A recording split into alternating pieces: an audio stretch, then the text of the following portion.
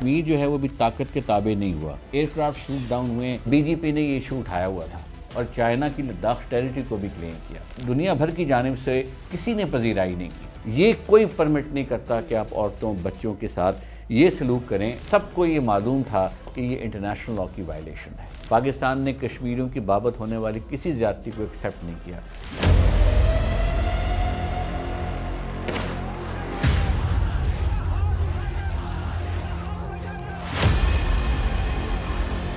India کے آئین کی تبدیلی جو ہے اس میں بھی کوئی امینڈمنٹ اوور رائڈ یون ریزولوشن یا یون چارٹر کو نہیں کر سکتی. پاکستان نے اپنا موقف برقرار رکھا ہوا ہے. ہم سے بھی پوچھا جائے گا کہ کشمیری بچے جب تھے, جب ان کے ساتھ ظلم ہو رہا تھا, تو ہم نے کہاں تک ان کے لیے آواز بلند کی. تو ابھی راہ گزر میں ہے, قید مقام سے گزر.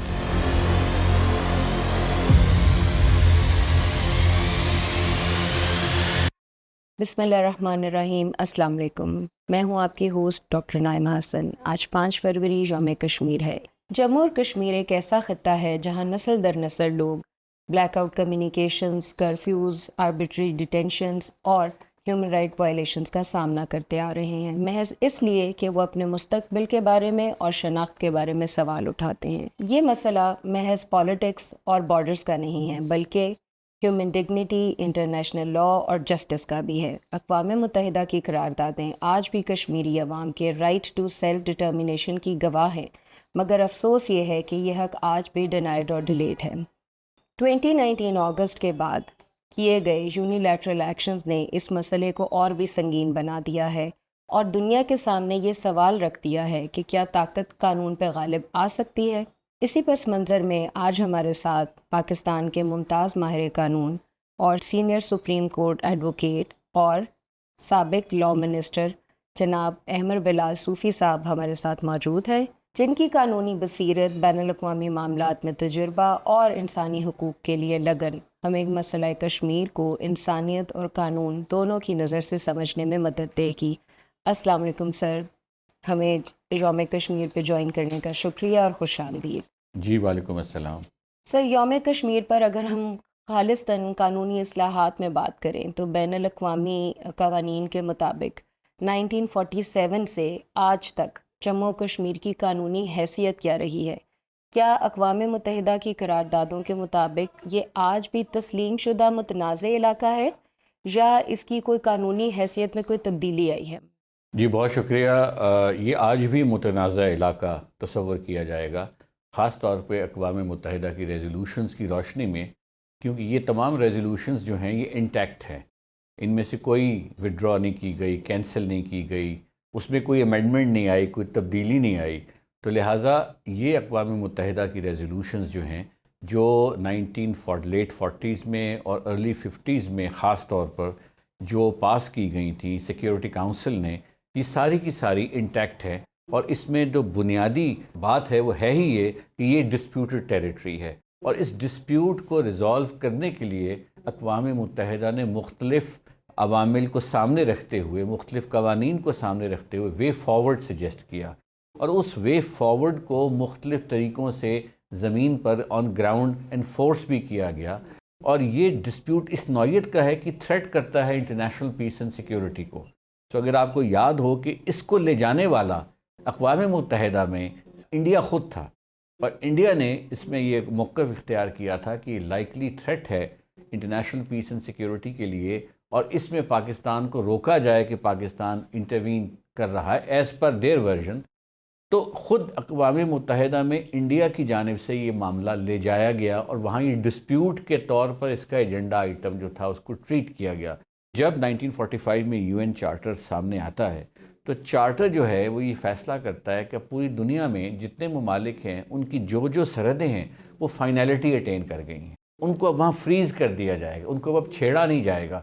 کیونکہ اس سے پہلے جو دنیا کا دستور تھا 45 سے پہلے 1000-2000 سال کا, وہ یہ تھا کہ آپ کسی دنیا کے خطے پر وہاں حملہ کر کے اگریشن سے ٹائٹل کلیم کر لیتے تھے. جب اس سرحدوں کی فائنلٹی پر براڈ ایگریمنٹ ہوا UN چارٹر کے وقت, تو 2 خطے ایسے تھے جہاں پر ڈسپیوٹ رہا, ایک فلسطین اور دوسرا کشمیر. تو یہ بھی سب کا کنسنسس ہے اس زمانے کا 1945 آنورڈز کا کہ باقی تو سرحدیں فائنلٹی اٹین کر رہی ہیں, لیکن یہ دو خطے، دو وینیوز جو ہیں یہ ڈسپیوٹڈ ہوئیں، اور ان کے ڈسپیوٹ کے ریزولوشن کے لیے بارہا مختلف ریزولوشنز جو ہیں وہ سامنے آئی ہیں، اور اس کی بنیاد جو ہے وہ رائٹ آف سیلف ڈٹرمینیشن ہے۔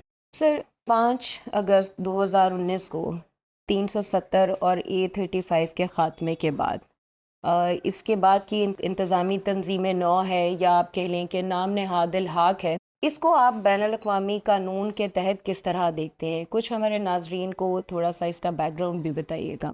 جی دیکھیے، یہ جو آرٹیکل 35A اور آرٹیکل 370 کی بابت جو 5 اگست 2019 کو پریزیڈینشل آرڈر انڈیا لے کر آیا، جس کے تھرو اس نے یہ کلیم کر لیا کہ میرے پاس جو ہے کمپلیٹ کنٹرول ہے اوور دا ٹیریٹریز، اس کشمیر کا بھی جو ان کے پاس قبضے میں تو ہے، لیکن اس کی سوورینٹی کمپلیٹلی ٹرانسفر نہیں ہوئی۔ اس کا بیک گراؤنڈ یہ ہے جو آپ کا اسپیسیفک سوال ہے، کہ جب سیلف ڈٹرمینیشن کی بابت یہ طے ہو گیا کہ دو وینیوز میں سیلف ڈٹرمینیشن ہے، کشمیر اور فلسطین، تو کشمیر کی بابت انہوں نے کہا اقوام متحدہ نے کہ اس کو سیلف ڈٹرمینیشن کو اسیس کیسے کریں، اس کو ایسرٹین کیسے کریں۔ سو آرٹیکل 370 جو تھا وہ یہ کہہ رہا ہے کہ یہ اسپیشل سٹیٹس ٹیریٹری ہے، یعنی انٹیگریٹڈ انڈیا کے اندر ابھی نہیں ہوئی ہے۔ اسی لیے بی جے پی نے یہ ایشو اٹھایا ہوا تھا کہ اس کو انٹیگریٹ کیا جائے، اور ہمارا جو ایک الیکشن سلوگن ہے وہ یہ ہے کہ آرٹیکل 370 کو ریموو کیا جائے، جو اس کا اسپیشل سٹیٹس ہے اس کو ختم کیا جائے، اور اس کو ہندوستان کا مکمل طور پر حصہ بنایا جائے۔ تو کیا سر کوئی ریاست داخلی قانون سازی کے ذریعے ایک متنازع خطے کی حیثیت کو یک طرفہ طور پہ تبدیل کر سکتی ہے؟ اور کیا ایسے اقدامات عالمی سطح پہ بھی کہیں دیکھنے میں آئے ہیں، یا عالمی طور پہ بھی اس کا کوئی جواز ملتا ہے؟ جی نہیں، ڈھونڈنے سے کوئی ایسی چیز نہیں ملتی، ایسی نظیر براہ راست کہ آپ ڈومیسٹک لاء پاس کر کے ٹائٹل جو ہے آکیوپائڈ ٹیریٹری کا اس کو اپنی طرف میچور کریں۔ اور جو سپریم کورٹ آف انڈیا ہے اس کا اپنا موقف یہی تھا جو میں آپ کو عرض کر رہا ہوں۔ سپریم کورٹ آف انڈیا کی 2 ججمنٹس ہیں، اور انہوں نے اس میں یہ ہولڈ کیا، یہی معاملہ گیا کہ یہ ہمارا حصہ مکمل طور پر ہے کہ نہیں، یہ اسپیشل سٹیٹس ختم ہو گیا ہے کہ نہیں ہو گیا۔ تو سپریم کورٹ نے ہولڈ کیا کہ نہیں، کمپلیٹ سوورینٹی ابھی ٹرانسفر نہیں ہوئی ہے، اور اسی وجہ سے ریاست جموں اینڈ کشمیر کا فلیگ الاؤڈ تھا، یعنی کہ جو فرما روا تھے کشمیر کے جو حکمران بعد میں آتے رہے، وہ اپنی گاڑیوں پر ہندوستان کا فلیگ اور کشمیر کی ریاست کا فلیگ، اس کا ایک سیپریٹ ایکٹ موجود تھا، اور اس کی وجہ یہی تھی کہ انٹیگریٹ اس کو نہیں تصور کیا جائے گا۔ ایون اگر آپ انسٹرومنٹ آف ایکسیشن کو بھی لے لیں کہ اس نے بھی اگر ایکسیشن ہوئی ہے، تو ایکسیشن کا جو قانونی تجزیہ ہے وہ یہ ہے کہ یہ مکمل طور پر انٹیگریٹ نہیں ہوا۔ تو بی جے پی نے آ کے پھر 5 اگست 2019 کو ان کی حکومت نے ایک بڑا انوویٹیو اپنی طرف سے آرڈر نکالا، جس کے بارے میں، اور اس میں انہوں نے کلیم کر لیا کہ یہ جی آج سے یہ ہمارا جو حصہ جس پہ ہم قابض ہیں وہ تو ہمارا ہی ہے، آرٹیکل 370 کو کسی طرح ہم ختم کر رہے ہیں، 35A کو ختم کر رہے ہیں، اور ساتھ ساتھ انہوں نے اپنا ٹائٹل جو ہمارا کشمیر ہے، یعنی کہ آزاد جموں اینڈ کشمیر، اس کی ٹیریٹری کو بھی کلیم کیا، گلگت بلتستان کی ٹیریٹری پہ بھی کلیم کیا، اور چائنا کی لداخ ٹیریٹری کو بھی کلیم کیا۔ تو اس پر دنیا بھر کی جانب سے کسی نے پذیرائی نہیں کی، کیونکہ سب کو یہ معلوم تھا کہ یہ انٹرنیشنل لاء کی وائلیشن ہے، کیونکہ ایک یک طرفہ ڈومیسٹک لاء کی چینج یا انوویشن انٹرنیشنل آبلیگیشن کو سائیڈ لائن نہیں کر سکتی، اس کو ڈسکارڈ یا کانٹرڈکٹ کر ہی نہیں سکتی، یہ طے ہے۔ سر، کشمیر کے تنازع میں کشمیری عوام کے حق خود ارادیت کی قانونی حیثیت کتنی مضبوط ہے؟ کیا یہ حق کسی وقت کی قید میں ہے یا آج بھی قابل نفاذ ہے؟ اور کیا دنیا میں ایسی مثالیں موجود ہیں جو کشمیر کے قانونی موقف کو مزید تقویت دیتی ہیں؟ جی بالکل، انفیکٹ کشمیر کا جو موقف ہے، کشمیر کی جو قانونی مثال ہے، وہ اتنی خالصتاً سیلف ڈٹرمینیشن کی مثال کے طور پہ لی جاتی ہے کہ دنیا کے اکثر ممالک میں اس کو ایز اے نظیر استعمال کیا جاتا ہے۔ یعنی جو ملک کسی اور ملک پر اپنے کسی بھی ویسٹڈ انٹرسٹ کی وجہ سے قبضہ کرنے کا خواہش رکھتا ہے، یا اس کے کسی حصے پر، تو وہ کشمیر کی مثال کو یوز کرتے ہوئے کہتا ہے کہ سیلف ڈٹرمینیشن جو ہے وہ رائٹ ہے، اور جو قبضہ ہے اس کو اگر آپ کر بھی لیتے ہیں تو آپ ٹیکنیکلی آکیوپائنگ پاور ہیں۔ تو جو آپ کا سوال تھا کہ کیا یہ سیلف ڈٹرمینیشن کا آرگومنٹ آج بھی اویلیبل ہے، تو اس کا جواب ہے جی ہاں، بالکل اویلیبل ہے، اور یہ بالکل ہر طرح سے کشمیریوں کی سپورٹ میں یہ ایگزسٹ کر رہا ہے۔ کشمیر میں ایک سنگین خدشہ یہ بھی ہے کہ آباد کاری کی پالیسیوں کے ذریعے ہندو آبادی کو وادی میں لا کر وہاں پر ان کو مقامی کشمیریوں کو، پرٹیکولرلی مقامی کشمیری مسلمانوں کو، اکثریت سے اقلیت میں تبدیل کرنے کی کوشش کی جا رہی ہے۔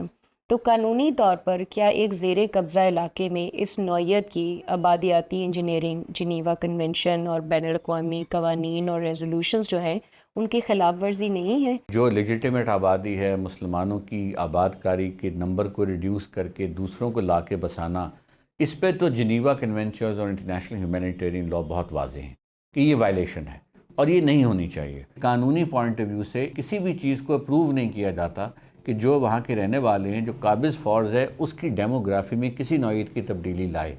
لیکن جس طرح میں نے عرض کیا، اور یہ لانے کی انہوں نے کوشش کی، 5 اگست 2019 کا جو پریزیڈنشل آرڈر ہے اس کے اندر انہوں نے اس اسٹرکچر کو کوشش کی لانے کی۔ پاکستان بھی اس پہ پروٹیسٹ کرتا رہا ہے، باقی ممالک کو بھی پروٹیسٹ کرنا چاہیے، بیکاز یہ سب چیزیں اوور رائڈ نہیں کر سکتی ایک انٹرنیشنل ڈسپیوٹ کے خد و خال کو، جو نہ صرف ریکگنائزڈ ہے یونائٹڈ نیشنز کی ریزولوشن میں بلکہ شملہ ایگریمنٹ میں بھی ریکگنائزڈ ہے، اور بھی جو انٹرنیشنل لا کی انسٹرومنٹس ہیں۔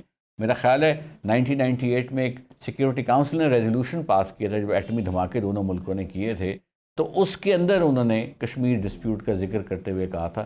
یہ ڈسپیوٹ ختم نہیں ہو سکتا اس طرح سے یک طرفہ اقدامات سے جو انڈیا کوشش کر رہا ہے۔ سر، اتنے طویل جبر اور انسانی حقوق کی خلاف ورزیوں کے باوجود کشمیری عوام کا مطالبہ آج بھی صرف حق خود ارادیت کا ہے، اور کیا یہ تاریخ ہمیں سبق نہیں دیتی کہ دبائی گئی آوازیں بالآخر قانون تسلیم کرتا ہے؟ جی بالکل ایسا ہی ہے، اور آپ یہ دیکھیں گی کہ یہ جو ان کا رائٹ ہے، رائٹ ٹو پروٹیسٹ، وہ انہیرنٹ رائٹ ہے، وہ انٹرنیشنل لا کے نیچے ریکگنائزڈ ہے۔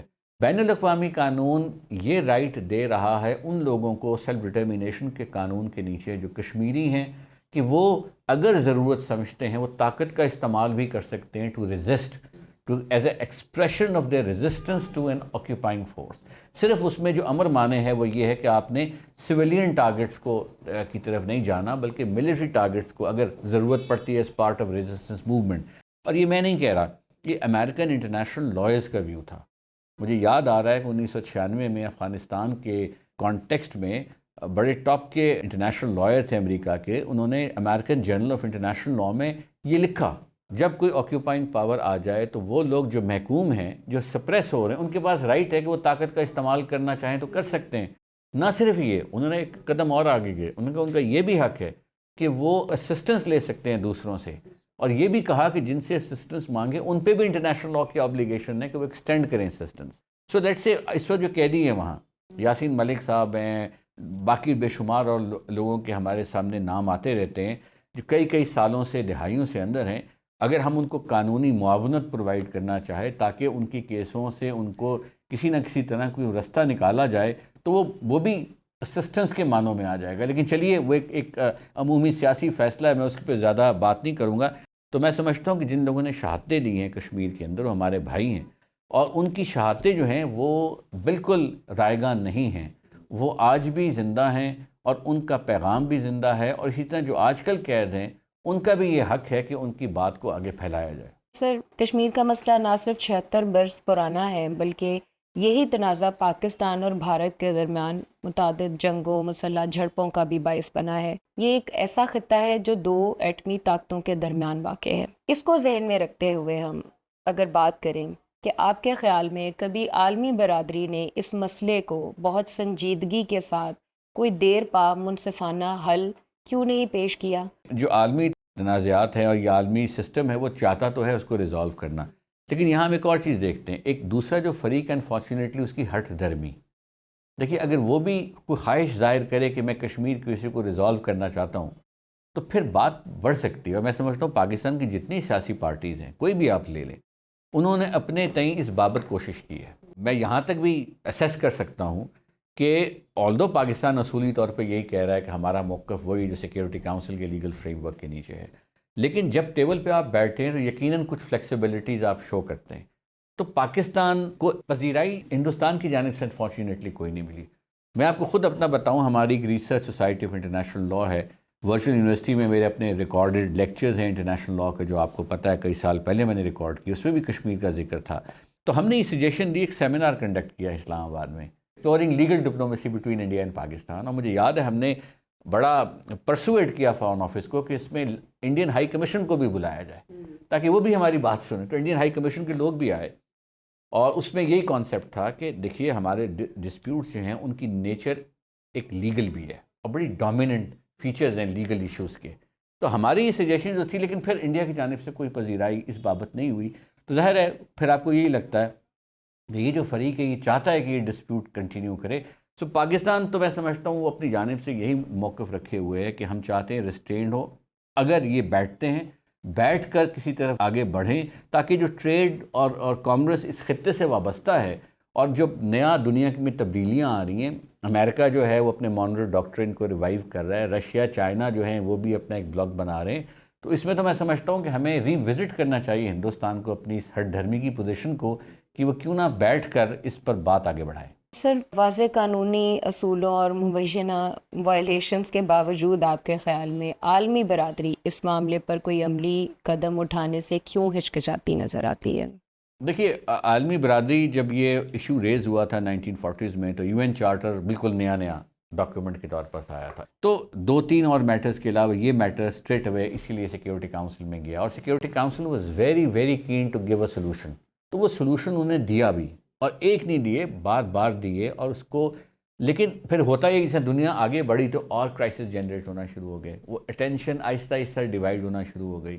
لیکن کشمیری جو ہیں ان کو تو ہم نے ساتھ ان پرنسپل طور پر دیتے آئے ہیں. تو دنیا کو جب آپ نے یہ باور کروانا ہو کہ کشمیر کے ایشو کو ریزالو کرنے کے لیے آپ کوشش کریں، ایفرٹ کریں، تو ہمیں ایک پوری کیمپین بڑی اثر نو اس کو ترتیب دینا ہوگا. تو میں سمجھتا ہوں کہ وہ جب ایک ایفرٹ کیا جائے گا، اور یا کوئی واقعات جس طرح یہ ہمارا مئی کا خدا نخواستہ واقعہ، ایک جنگ کے قریب ہم پہنچ گئے تھے، وہاں پاکستان نے تو بہت اچھا پرفارم کیا، لیکن پھر لوگوں کو خیال آیا دنیا کو کہ کشمیر کے معاملے کو دیکھا جانا چاہیے. لیکن ابھی تک اس طرح کی پیش رفت نہیں ہوئی ہے، وہ انٹرسٹ جنریٹ نہیں ہوا جو ڈیزرو کرتا ہے یہ پروپوزیشن. سر، اسی حوالے سے ایک بہت امپورٹنٹ میں آپ سے پوائنٹ پوچھنا چاہتی ہوں کہ موجودہ حالات میں بین الاقوامی عدالت انصاف، بین الاقوامی فوجداری عدالت یا اقوام متحدہ کے کون سے مؤثر فورمز موجود ہیں اس کام کے لیے، اور کیا پاکستان یا خود کشمیری عوام بین الاقوامی کارروائی شروع کر سکتے ہیں؟ جی بہت شکریہ اس سوال کا. جی شروع کر سکتے ہیں، پاکستانی بھی کر سکتے ہیں، کشمیری بھی کر سکتے ہیں، کشمیری ڈائسپورا بھی کر سکتا ہے، کوئی تیسرا ملک بھی کر سکتا ہے. اب وہ فورمز کون سے ہیں؟ For example naturally U N security council کا فورم ہے. اب یو این سیکیورٹی کاؤنسل کا جو فورم ہے اسی نے اپروو کیا تھا انہی ریزولوشن جو 50s کی تھیں اس دوران کہ ایک یہاں آبزرور مشن جو ہے اس کو بٹھایا جائے جو لائن آف کنٹرول کی وائلیشنز کو مانیٹر کرے. تو اقوام متحدہ تو ڈی فیکٹو اس کی انوالومنٹ چلتی آ رہی ہے. تو ایک تو یہ وینیو ہے. دوسرا وینیو ہے سیکرٹری جنرل کا office. U N secretary general کا آفس ڈسٹنگوشبل ہے from the U N security council. تو اس کو کشمیری بھی لکھ سکتے ہیں، پاکستانی بھی، کسی بھی دنیا کے ملک کے لوگ، انڈیویجول پرہیپس بھی. تیسرا جو وینیو ہے وہ U N security council itself کا ہے، جو پاکستان نے میرا خیال اس میں کوشش بھی کی ہے. اور وہاں جو آٹومیٹک جورسڈکشن ہے، آٹومیٹک سے مراد اس لیے ہے کہ اس کے اندر لکھا ہوا ہے کہ if there is a situation which is likely to endanger international peace and security, then Security Council will take cognizance. تو likely of endangering international peace and security کی تو اب ایویڈنس پچھلے 1-1.5 سال میں آ چکی ہے کہ ان کے ڈرون یہاں پر فلائی کر رہے تھے، ہمارے ادھر جا رہے تھے، میزائل ایکسچینج ہوئے، ایئر کرافٹ شوٹ ڈاؤن ہوئے. تو اس سے بڑھ کر لائکلی تھریٹ اور کون سا ہو سکتا ہے جس نے مینیفیسٹ بھی کیا ہو، جو سامنے آ گیا ہو. تو اس لیے سیکیورٹی کاؤنسل کی تو از خود ڈیوٹی بنتی ہے کہ وہ اس کی کاگنیزنس لے، ان تمام باتوں پہ رپورٹ منگوائے اور اس کی ریزولوشن کی طرف چلے. سر، اسی تناظر میں ایک اور بات کنٹینیو کرتے ہوئے پوچھنا چاہوں گی آپ کی رائے. کیا ہمیں یہ مان لینا چاہیے کہ موجودہ عالمی نظام میں بین الاقوامی طاقت کی سیاست کے تابع ہو چکا ہے اور کشمیر اس کی ایک واضح مثال ہے؟ کشمیر کو اس کے میں واضح مثال کے طور پہ نہیں دیکھوں گا، کیونکہ کشمیر جو ہے وہ بھی طاقت کے تابع نہیں ہوا. پاکستان نے اپنا موقف برقرار رکھا ہوا ہے کہ جو آپ نے 5 اگست 2019 کا اقدام کیا، اس اقدام کے کانسیکوینس میں جو آپ نے ایڈمنسٹریٹو اقدام، وہ سب غلط ہیں. تو پاکستان نے ابھی اپنی طاقت کا ڈیٹرنس کا اظہار کیا ہے. تو پاکستان بیک آف نہیں ہوا اس ایشو سے، پاکستان نے ایکشن کو ہولڈ آن کیا ہے کہ بھئی مزید نہ خراب ہوئے. کیونکہ پاکستان کو پروٹیکشن کیا کر رہا ہے؟ International law. انٹرنیشنل لا یہ واضح ہے کہ یہ ڈسپیوٹڈ ٹیریٹری ہے. تو انڈیا کے آئین کی تبدیلی جو ہے اس میں بھی کوئی amendment override U N resolutions یا یو این چارٹر کو نہیں کر سکتی، بلکہ کوئی بائیلیٹرل ایگریمنٹ بھی نہیں کر سکتا. اس پر ایک article 103 of the U N charter جو خود یہ کہتا ہے کہ اگر کوئی کانفلکٹ ہوگا between U N charter obligation and a treaty, تو UN چارٹر کی آبلیگیشن پریویل کرے گی. سو ان ادر ورڈز تو سملا ایگریمنٹ میں جو یہ لوگ یہ آرگیو کرتے ہیں کہ بائیلیٹرلزم آ گیا ہے، لیکن article 103 of the UN charter بڑا واضح ہے کہ UN چارٹر کی آبلیگیشن پریویل کریں گی. سو وہ تو لیکن جو باقی کچھ دنیا بھر میں ہو رہا ہے وہاں آپ کا آرگومنٹ جو ہے اس کی سمجھ میں آتی ہے. اب طاقت جو ہے وہ آواز لگائے گی کہ جی میں اپنے حساب سے چیزوں کو لے کے چلوں گی، لیکن میں یہ سمجھتا ہوں کہ اس کے باوجود نارم سٹرونگ ہو رہا ہے. دیکھیے امریکہ نے کہا ہے نا کہ جی میں کینیڈا 51 اسٹیٹ بنانا چاہوں گا، یا میں گرین لینڈ کو جو ہے ہم لینا چاہتے ہیں، یا اور فلانے ملک کو، یا وینیزولا میں جا کے جو انہوں نے کیا انٹرونشن وغیرہ. اب اس کے بعد ریئیکشن کیا ہے، وہ ریئیکشن ڈٹرمن کرتا ہے کہ قانون کہاں کھڑا ہے. اگر تو ریئیکشن ہی ہوتا لوگ چپ کر جاتے اور لوگ وہی کہتے جو آپ نے شروع میں کہا، یا جو عام لوگ سمجھتے ہیں کہ جی پاور جو ہے وہ پلے کری، تو پھر تو بات ختم ہو جاتی. لیکن آپ یہ ذرا غور فرمائیے کہ جو آفیشیل ریئیکشنز تھا، ہر ملک نے اس کی مذمت کی ہے. ہر ملک کے پریزیڈنٹس نے کس بنیاد پہ مذمت کی ہے کہ جی انٹرنیشنل لا کا نارم یہ اس کی وائلیشن کر رہے ہیں. سو میں کیا دیکھ رہا ہوں بطور انٹرنیشنل لا کہ بادی نظر میں اگلے 2-3 سال کے لیے شاید پاور پالیٹکس ڈومینیٹ کرے، لیکن پھر نارم اسی سچویشن میں آپ کو اسٹرینتھن بھی ہوتا نظر آ رہا ہے، کیونکہ اسی کی بنیاد پہ سارے امریکہ کی اس پالیسی کو کرٹیسائز بھی کر رہے ہیں. سر، آپ کی نظر میں کشمیر کے مسئلے کا سب سے زیادہ غلط سمجھے جانے والا قانونی پہلو کون سا ہے؟ پہلو اس کا سب سے غلط سمجھے جانا والا یہ ہے کہ جی کشمیر کا ڈسپیوٹ نہیں ہے، اور دوسرا یہ کہ یہ جو ہے انڈیا کے پاس اختیار تھا تو اس نے اب اس کو اپنا بنا لیا ہے.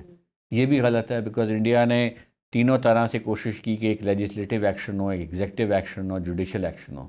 سو وہ فیصلہ انہوں نے اپنے اندر، اپنے ملک کے اندر، اپنے ڈومیسٹک لا کے فریم ورک میں کیا ہے، جس کی کوئی بین الاقوامی لا کے نیچے کوئی اہمیت نہیں ہے. اور جس طرح میں نے کہا کہ اس کے کیریکٹر کو ایز اے ڈسپیوٹ نہ دیکھنا اس کے ساتھ زیادتی ہے. اور میرا خیال ہے کہ یہ عام ایک رویہ تو ہے، لیکن سیریس مائنڈڈ جہاں بھی ڈسکشن ہوتی ہے وہاں سب کا اجتماع ہے، اتفاق ہے کہ یہ ایک ڈسپیوٹ ہے جس کو ریزالو ہونا ضروری ہے. سر، آپ کشمیر اور پاکستان کے نوجوانوں کو ان کی حق خود ارادیت کی قانونی جد و جہد کے لیے کیا پیغام دیں گے؟ دیکھیے میں تو یہ کہوں گا، جس طرح میں درمیان میں باتوں میں آپ سے ذکر کیا کہ ڈیجیٹل پلیٹ فارم کی اویلیبلٹی جو ہے وہ آپ کو ایک بہت بڑا ایکسس ہائی وے دیتی ہے to the world, to the entire world. اور آپ اپنا میسیج، اپنی بات، اپنا موقف جتنا مؤثر طریقے سے اسے پریزنٹ کریں گے، اتنا ہی اس کے فالوئنگ، اس کی جو ہے وہ جسے آپ کہتے ہیں رسپانس بہتر ہوتا چلا جائے گا. تو ایک تو وہ ان کے پاس ہے، اور دوسرا یہ میں ان کو یہی کہوں گا کہ علامہ اقبال کا ایک بڑا مشہور شعر، تو ابھی راہ گزر میں ہے قید مقام سے گزر. تو یہ جو سٹرگلز ہوتی ہیں نا، یہ ایک راہ گزر کا سفر ہوتا ہے، لیکن کسی مقام پر کھڑے ہو کے اس کا قیدی نہیں بننا، کسی سٹیٹس کو سچویشن کا قیدی نہیں بننا. جہاں آپ ہیں آپ نے اس مقام کی قید کو توڑ کر ایک سٹیپ آگے جانا ہے، اور آگے جانا ہے، اور آگے جانا ہے. تو میں یہی کہوں گا کہ، اور یہ ہم سب کے لیے شاید اپلائی کرتا ہے کہ ہم آج جہاں کھڑے ہیں، آج جس مقام پر ہیں، جس سٹیٹس پر ہیں، جس ذہنی میچورٹی پر ہیں، جس علمی تجربے سے آج تک گزر گئے ہیں، ہم نے اس سے آگے بڑھنا ہے، اور علم حاصل کرنا ہے، اور پروگریس کرنا ہے، دنیا میں اور آگے بڑھنا ہے. تو جو لوگ کسی بھی سٹرگل سے وابستہ ہوتے ہیں، چاہے وہ اپنے تئیں اسے خود اڈاپٹ کر لیں، یا ان کو حالات اور ان کو نیچر ایک ایسی جگہ پیدا کرے جہاں ایک سٹرگلنگ انوائرمنٹ ہے، تو انہیں اپنے جو آج کا دن ہے اس کے سٹیٹس کو کی قید سے اگلے سٹیپ کی طرف جانا ہے. پھر ایسے آہستہ آہستہ ایک مومنٹم بنتا ہے جس سے پھر سٹرگل اور زیادہ بارآور ہو جاتی ہے. آخر میں سر، اگر ایک کشمیری بچہ جو خوف، پابندیوں اور غیر یقینی مستقبل میں آنکھ کھولتا ہے، آپ سے یہ پوچھے کہ کیا دنیا کا قانون کبھی ہمیں انصاف دے گا، تو ان کے لیے ایک قانون دان اور ایک انسان کی حیثیت سے آپ اس بچے کو کیا جواب دیں گے؟ جی میں اس کو یہی جواب دوں گا کہ حوصلہ کیجئے، آپ یقیناً ایک بہت بڑی مشکل میں ہیں، ہمارا دل آپ کے ساتھ ہے، اور ہم سمجھتے ہیں کہ جس مشکل کا مقابلہ کوئی بھی بچہ اس طرح کی جگہ پہ کر رہا ہے وہ ایک انتہائی بڑی آزمائش ہے، اس کی ذات کے لیے، اس کی فیملی کے لیے، اور وہ ہمارے لیے بھی آزمائش ہے. کیونکہ ہم پر ایک امپلائڈ آبلیگیشن ہے ٹو سپورٹ ہز کاز. وہ تو اپنی آزمائش میں ہے، وہ ہمیں بھی بحیثیت قوم ایک پوری آزمائش میں رکھے ہوئے ہے. ہم سے بھی پوچھا جائے گا کہ کشمیری بچے جب تھے، جب ان کے ساتھ ظلم ہو رہا تھا، تو ہم نے کہاں تک ان کے لیے آواز بلند کی. تو جو شخص جہاں ہے جس مقام پر ہے اس پر بھی یہ میں سمجھتا ہوں obligation. میں اگر قانون دان ہوں تو میں قانونی حوالے سے جو بھی رستہ، کوئی اور شخص کسی بھی حیثیت میں ہے وہ اس حیثیت میں، کوئی جرنلسٹ ہے، کوئی اکیڈیمک ہے، کوئی اور طرح کی کسی، اس کو اس کا ساتھ دینا چاہیے. لیکن اس کو میں یہ بھی کہوں گا کہ یہ جس طرح میں نے کہا کہ آپ آگے بڑھتے ہیں، انشاءاللہ وہ وقت آئے گا جب کشمیر آزاد ہوگا یا کشمیر پاکستان کا حصہ ہوگا. جیسے کشمیری کہیں گے اس طرح سے ہم چلیں گے. اور میں سمجھتا ہوں کہ یہ کنسسٹنسی دیکھیے نا، خاص طور پہ جب وہ بچہ اور اس کا کاز، اس کے گھر والے قانون کی نظر میں ایک جائز کاز کی طرف کرے، اسے ہم کہتے ہیں جسٹ کاز، اس پر کھڑا ہونا اٹ سیلف ایک بہت بڑا آنر ہے ان ون سینس. تو میں سمجھتا ہوں کہ ہمیں کوشش کرنی چاہیے کہ ان کو ہم سپورٹ کریں اور اس ایشو کو ریزالو کرنے کی طرف بڑھیں، چاہے وہ دنیا کے تھرو، سیکیورٹی کاؤنسل کے تھرو، بائیلیٹرل فریم ورک میں، یا کسی بھی اور طریقے سے جس میں کشمیری جو ہیں وہ شامل حال ہوں. اور اس میں جو ہماری سیاسی قوتیں ہیں ان کا بہت اہم رول ہے. ان سب کو بھی یکجا بیٹھ کر کوئی رستہ نکالنا چاہیے اور پھر بھارت سے یا کسی اور کے توسط سے کمیونیکیٹ کرنا چاہیے کہ ہم اس کو اس طرح سے دیکھتے ہیں. Thank you so much sir for your انسائٹفل thoughts, اور ہمیں ٹائم دینے کا بہت بہت شکریہ. جناب احمد بلال صوفی صاحب کی گفتگو نے ہمیں یہ یاد دلایا ہے کہ کشمیر محض ایک جغرافیائی تنازع نہیں ہے، بلکہ وہاں بسنے والے انسانوں اور ان کے بکھرتے خواب اور خاموش چیخیں بھی ہیں. کشمیر آج بھی ایک زندہ قانونی تنازع ہے جو بین الاقوامی قانون، اقوام متحدہ کی قراردادوں اور کشمیری عوام کے ناقابل تنسیق حق خود ارادیت پر قائم ہے. دنیا شاید خاموش ہو مگر قانون خاموش نہیں ہو سکتا. انصاف میں تاخیر تو ہو سکتی ہے مگر انصاف کو مٹایا نہیں جا سکتا. ہم یوم کشمیر کے موقع پر کشمیری عوام کے ساتھ ان کی قانونی اور جائز جدوجہد میں مکمل یکجہتی کا اظہار کرتے ہیں. سر آپ کا بہت شکریہ، اور ہمارے ناظرین کا بھی جنہوں نے ہمارا ساتھ دیا. اللہ نگہبان.